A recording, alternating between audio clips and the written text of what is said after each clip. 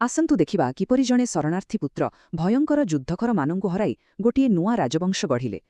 ଭାବନ୍ତୁ ତ, ଜଣେ ଶିଶୁ କେମିତି ଏକ ଶକ୍ତିଶାଳୀ ଗୋଷ୍ଠୀତନ୍ତ୍ରକୁ ଭାଙ୍ଗି ଚତୁର୍ଦ୍ଦଶ ଶତାବ୍ଦୀରେ ଶୃଙ୍ଖଳା ଫେରାଇ ଆଣିବ?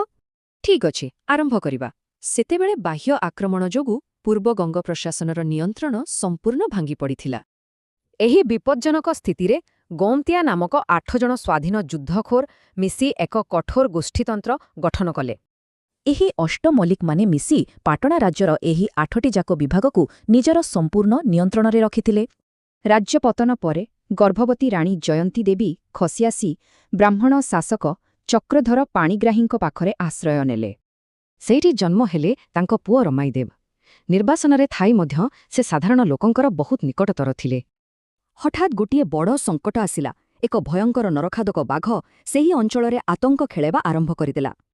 ଆଉ ଜାଣିଛନ୍ତି, ବାଘକୁ ମାରି ସ୍ଥାନୀୟ ଆଦିବାସୀ ନିୟମ ଅନୁଯାୟୀ ରମାଇଦେବ ନିଜକୁ ଶାସକ ଭାବେ ପ୍ରମାଣିତ କରିଦେଲେ। ବାକି ଯୁଦ୍ଧଖୋରଙ୍କୁ ହଟାଇ ମାତ୍ର 20 ବର୍ଷ ବୟସରେ ଏହି ଯୁବକ 1360 ମସିହାରେ ଏକ ଐତିହାସିକ ପରିବର୍ତ୍ତନ ଆଣିଥିଲେ। ଶାସନ କଥା କହିଲେ ସାଧାରଣ ଲୋକଙ୍କ ପାଇଁ ତାଙ୍କର ନୀତି ସମ୍ପୂର୍ଣ୍ଣ ନିରପେକ୍ଷ ଏବଂ ସମାନ ଥିଲା। କିନ୍ତୁ ବିଶୃଙ୍ଖଳାକାରୀଙ୍କ ପାଇଁ ସେ ଥିଲେ ଅତ୍ୟନ୍ତ କଠୋର, ଯାହାଦ୍ୱାରା ପୂର୍ବ ଗଙ୍ଗ କ୍ଷେତ୍ରରେ ଏକ ଶୃଙ୍ଖଳିତ ରାଜ୍ୟ ଗଠନ ହୋଇପାରିଲା। ତାଙ୍କ ଶାସନ କାଳରେ ଅନେକ ଦେବଦେବୀଙ୍କ ପୂଜାର୍ଚ୍ଚନା ସହ ବହୁ ଗୁରୁତ୍ୱପୂର୍ଣ୍ଣ ଆଞ୍ଚଳିକ ମନ୍ଦିର ନିର୍ମାଣ କରାଯାଇଥିଲା।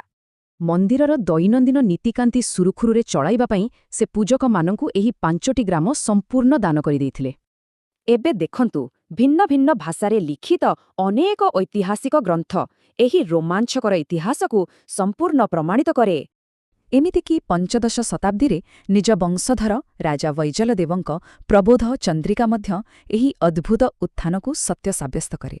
ତେବେ ଶେଷରେ ଗୋଟିଏ ପ୍ରଶ୍ନ ଉଠେ, ରାଜ୍ୟ ଗଠନର ଇତିହାସରେ ବାସ୍ତବତା କେଉଁଠି ସରେ ଆଉ କିମ୍ବଦନ୍ତୀ କେଉଁଠୁ ଆରମ୍ଭ ହୁଏ?